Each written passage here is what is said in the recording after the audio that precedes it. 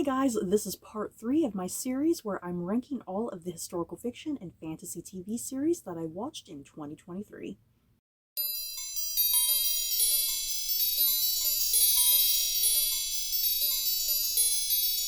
So, welcome back. This is part 3 of this particular series. Yeah, guys, let's get going. This is going to be the top 10 shows that I enjoyed the most in 2023, guys. It's pretty exciting. So yeah, I'm going to roll out the rules of how I rank these shows one last time. First up, obviously, the show must be historical fiction or fantasy. Second, the show must be set before the year 2000, nothing past the year 2000. Third, something that I am doing new this year for this list, I am including shows that have a contemporary setting as long as they have flashbacks that are part of the narrative, flashbacks that are pivotal and take up a pretty large portion of screen time. Next, this ranking is always based off of my personal enjoyment, my personal preferences. And last, all of the series in this ranking are series that are brand new to me, even if they came out a couple years ago. At number 10, A Town Called Malice. A family saga set in the early 1980s following the Lords, a family of South London gangsters who recognize a golden opportunity to recapture their former glory on the Costa del Sol. Starring Tahira Sharif, Jack Rowan, Daniel Sharman, Lex Shrapnel, Eliza Butterworth, Martha Plimpton, and Jason Fleming. This show is basically like a music video from the 1980s. Let me put it that way. And I mean that in the best possible way. There's just something about how this show was filmed and directed that I just kept thinking, oh man, this is like a video, a music video that you'd see on MTV back in the 80s, you know? I know that sounds bizarre, but go with me. I love this show, you guys, and it got canceled. I'm so devastated by that. I can't believe this show got canceled. Oh my god. I love this show. It's highly humorous and comedic, and yeah, following this family who are ex-gangsters and they're trying to reclaim their former glory, and it's just not going very well. It's rather pathetic and lame, you know. It's like this is a bunch of grown adults, move on with your life. But that's kind of part of the joy, just seeing these people screw up their life unnecessarily, you know, just to become gangsters and be powerful and get wealth, you know. I had a blast with this show. I didn't know what to expect with it whatsoever. Just a show that kind of just really thought outside the box on occasion, and there's certain elements of this show that you're either going to like or you're going to hate. Like I said, there's elements of the show, it just really gives me vibes of like a 1980s music video, and it's kind of hard to explain that unless you watch the actual show, but I totally dug it. So yeah, if you've not seen this show, I definitely recommend it. It's kind of like a much more comedic version of Peaky Blinders. At number 9, The Crown, Season 6. Diana struggles with her life divorce from Charles, and the royal family deals with an uncertain future and their place in it.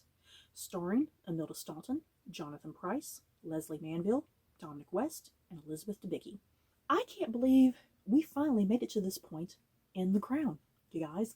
You know, back when season 1 aired, we were all like fantasy casting. Who's going to play Princess Diana? This and that, you know.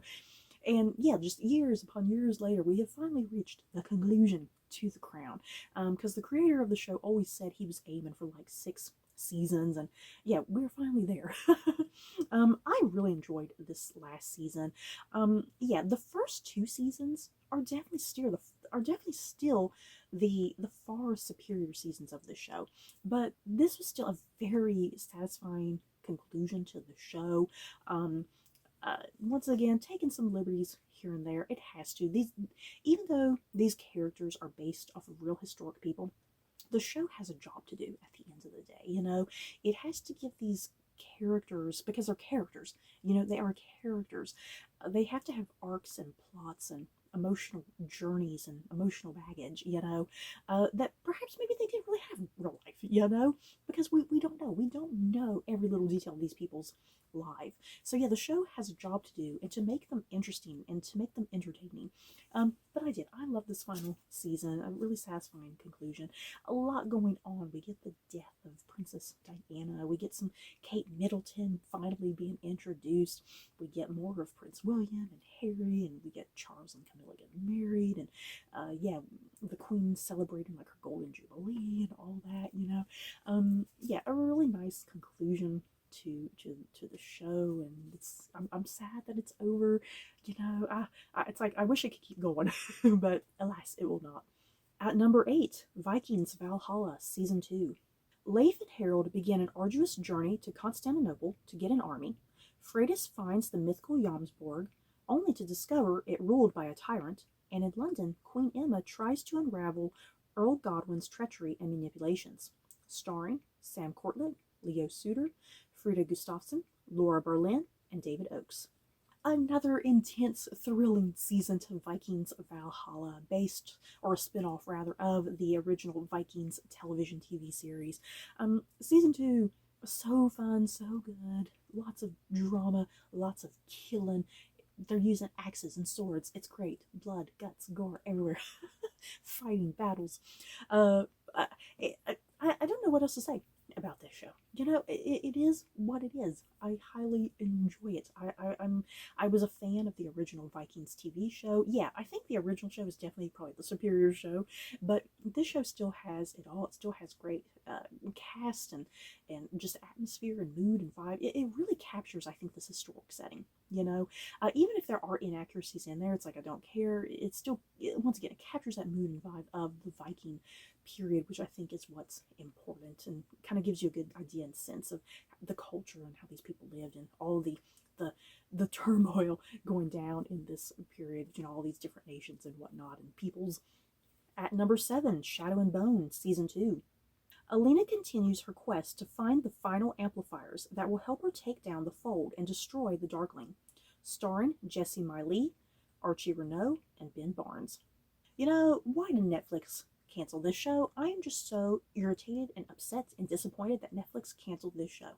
It has such a huge fan base.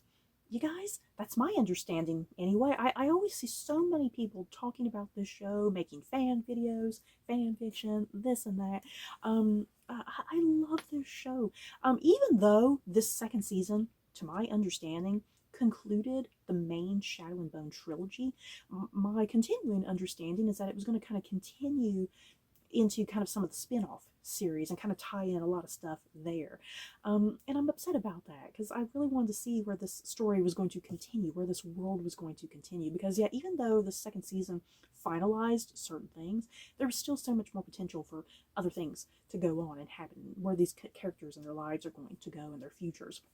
But yeah, season 2, I really love this season. You guys, a lot of people who have read the books didn't really like this season because they felt like it condensed down like the book too much or something like that, but I didn't have a problem with the season at all. I loved the speed and the pace it was going, and just there was a lot going on this season, you guys, and it was all thrilling and exciting and intense. And don't get me started on the wonderful sexual tension between Alina and the Darkling. My God. At number 6, The Queen's Gambit. Orphaned at the age of 9, Beth Harmon grows up and masters the game of chess in 1960s America, but child stardom comes at a price. Starring Anya Taylor-Joy, Thomas Brodie Sangster, and Harry Melling. Back in 2020, when The Queen's Gambit originally aired on Netflix, I just heard so much about this show. There was just so much insane hype about this show, and I was like, oh man, I'm missing out. So finally, several years later, you guys, like I said, this show came out back in 2020. Several years later, I finally had the chance and opportunity to sit down and watch this show. I had some free time to squeeze this show in, and I'm so glad I finally got around to The Queen's Gambit, you guys. For a mini-series about the game of competitive chess and whatnot, you would think it'd be just boring. You know, chess to me is not very exciting. Sometimes when I'm watching people play it, it's a little boring and too slow. But this show, it knew exactly how to make chess exciting and entertaining, and I think understandable. And yeah, even though it's about chess, at the core of the show, it's definitely about the story of this character of Beth Harmon and her mastering the game of chess in this really heavily male dominated game and whatnot.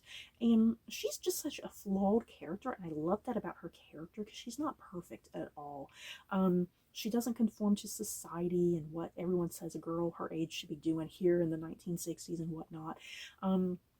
Yeah, she struggles with alcohol abuse and drug abuse, and she's just so obsessed with this game as well. She kind of suffers from like obsessiveness with the game. You know, she just constantly thinks about it, and she doesn't really think about other things, you know, like outside of her life. You know, what does she do for fun other than this game? You know, so I loved the exploration of this character of Beth Harmon and her obsession with this game and her relationship with other chess players and whatnot. And it all reaches this wonderful climax at the very end, you know, this final chess battle between her and this grandmaster or whatever, and you know, who's going to win this last final game. And it's so exciting. You don't think it's going to be exciting, but it is.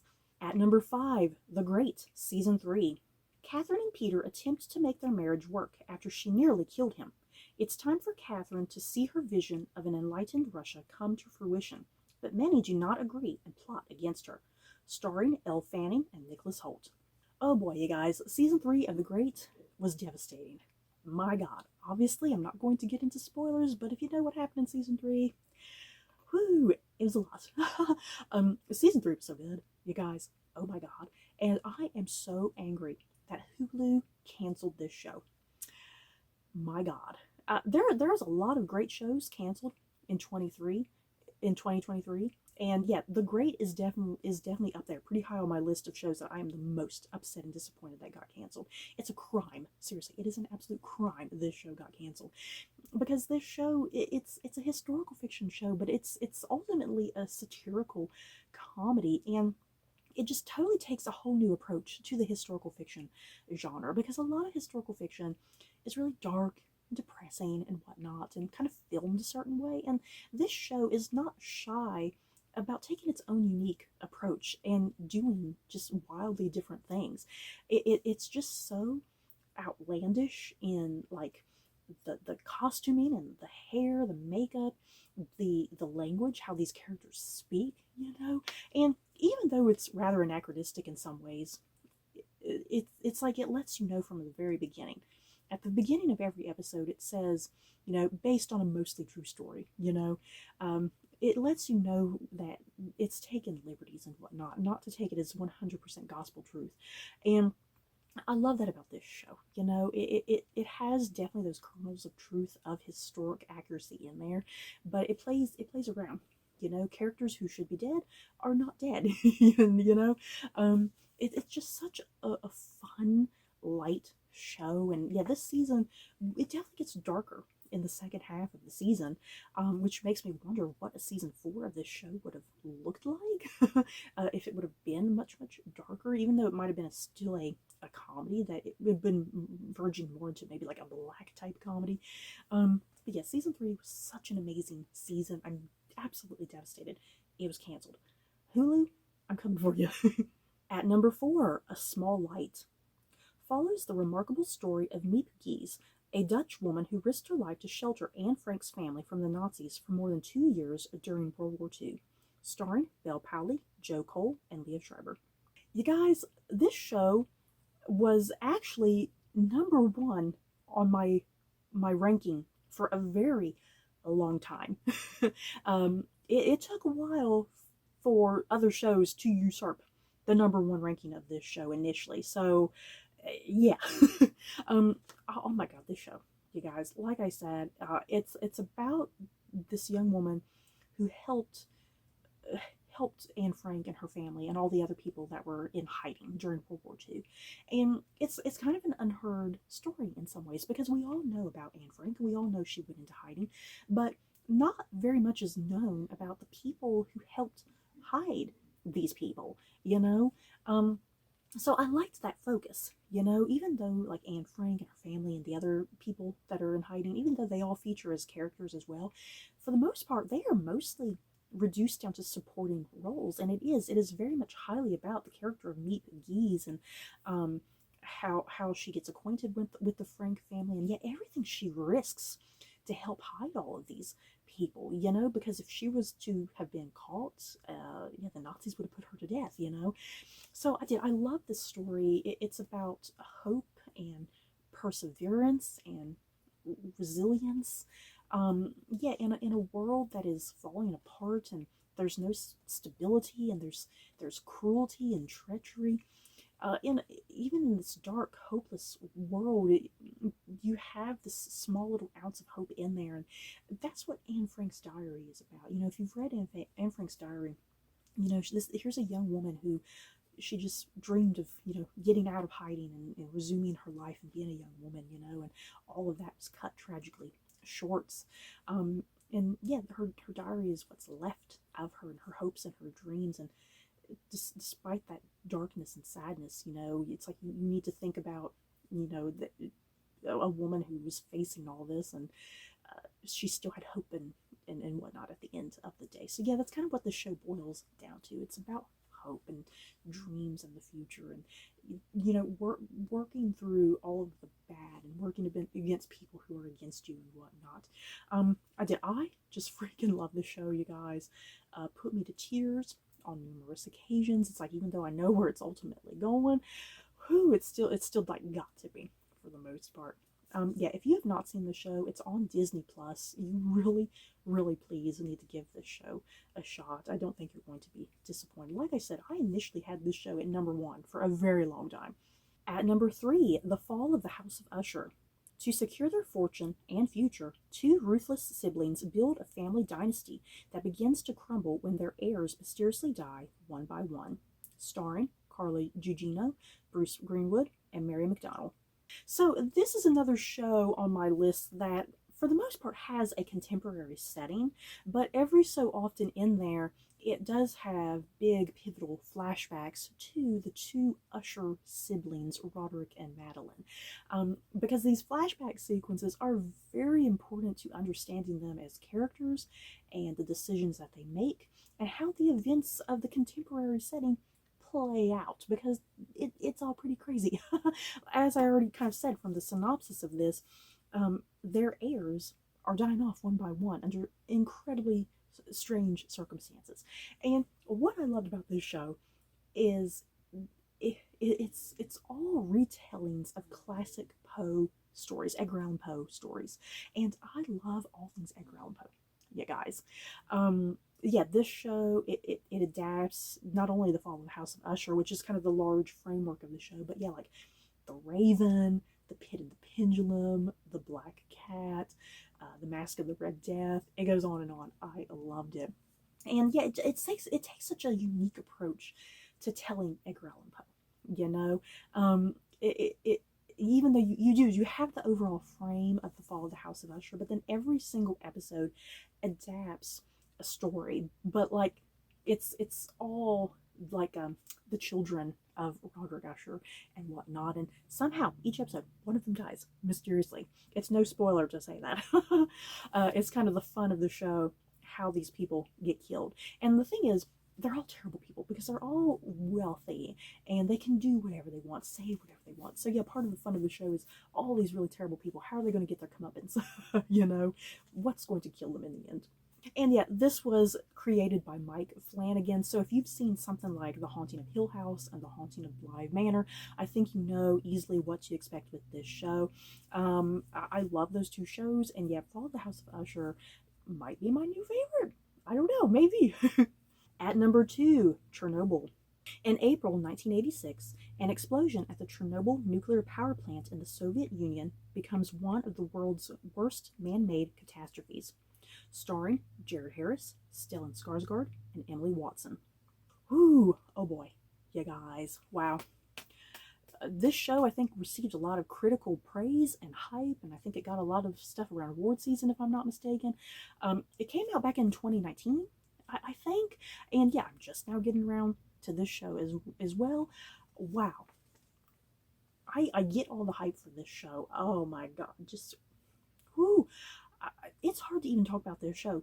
It's based off of the real Chernobyl disaster and whatnot, and yeah, a lot of the people who were involved in that, like all the scientists and whatnot, and the people cleaning up, like the people cleaning up the mess and all the rubble and debris and whatnot.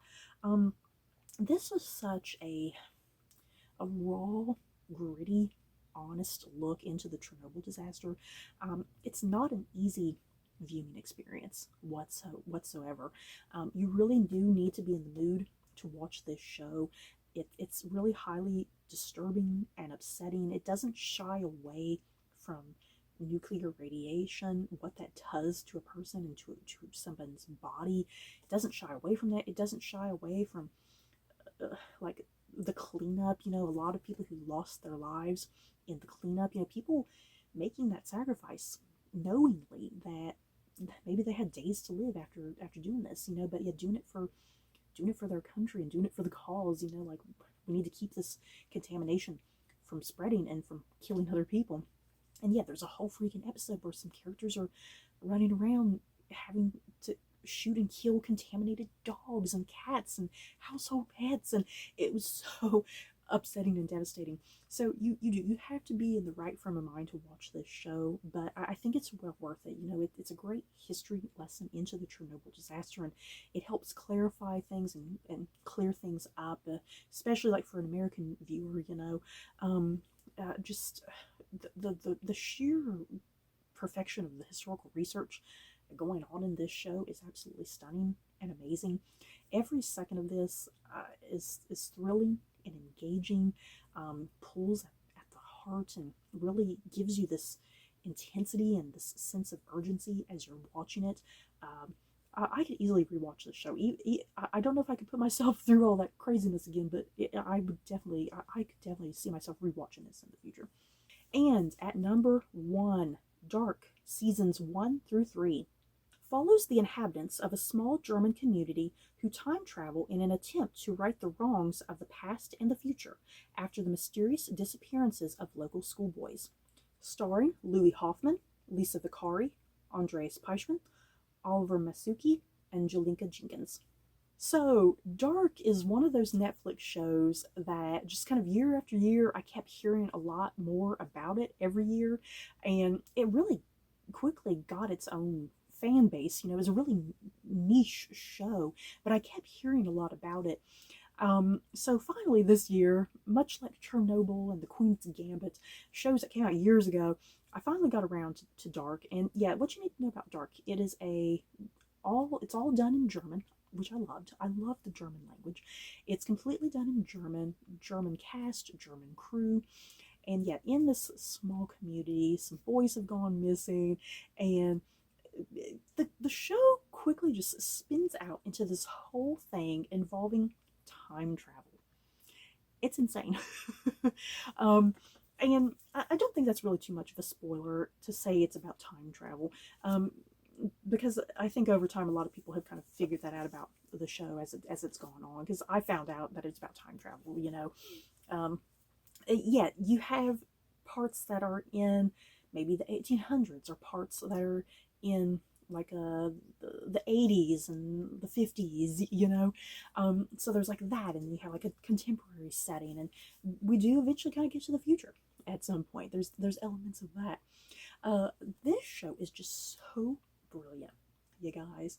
Just such a unique, captivating, creative story. And a lot of times time travel shows like this, shows that deal with like time loops and paradoxes and all that timey-wimey stuff, sometimes shows like that can unfortunately get very confusing and very overwhelming, especially if it's handled by writers that they themselves are getting a little confused. But this show, even if it seems confusing, and even if it seems like it's jumping the shark, and it seems like it's not going to wrap everything up into any cohesive manner, the thing is, this show, it has a firm grasp of what it's doing and where it's going. And you definitely get that by the time you get to the final episode. Everything finally comes together in something that makes sense and works. And it's just such an incredibly emotional journey with these characters who they just want their lives to go back to normal, you know? And that's kind of the big question of this show. Are their lives going to go back to normal, you know? I freaking loved this show. I binged all 3 seasons at once over the matter of like a couple weeks. It was well worth it. The best couple weeks of my life this year was binging this show.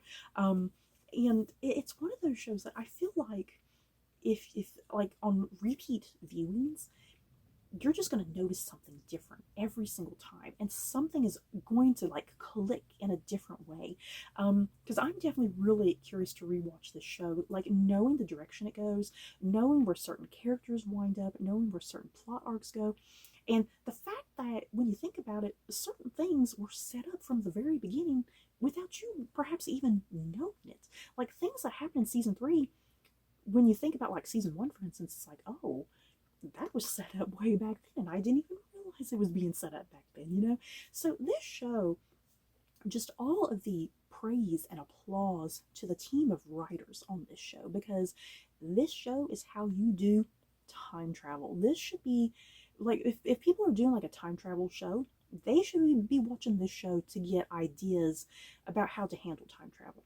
Because this show, even if it seems confusing at first, once the writing digs in there and and makes sense of things, you know, you are not lost anymore. I just appreciated the incredibly concise, comprehensive writing of this show. Yeah, just such an amazing cast of characters. I loved how it was filmed and directed and written and whatnot. Yeah, if you have not seen Dark, you need to get on it right now. Like I said, it's on Netflix. Binge all 3 seasons. It's going to be the best binge of your life. So, you guys, that is it for my ranking of all of the historical fiction and fantasy TV series that I watched in the year of 2023. How'd you feel about the ranking in this part 3, or just the ranking overall?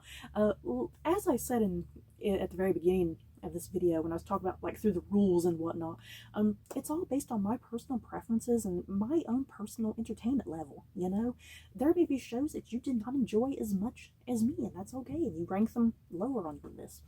But yeah, let me know how you rank some of these particular shows, and are there some that you watched, some that you didn't? Let me know. So I definitely thank you guys for making it through this very long series. Um, um, just thank you for taking the time. So that is it for this video. Don't forget to like, comment, and subscribe. And if you like this video, you may like these other videos. Bye, guys.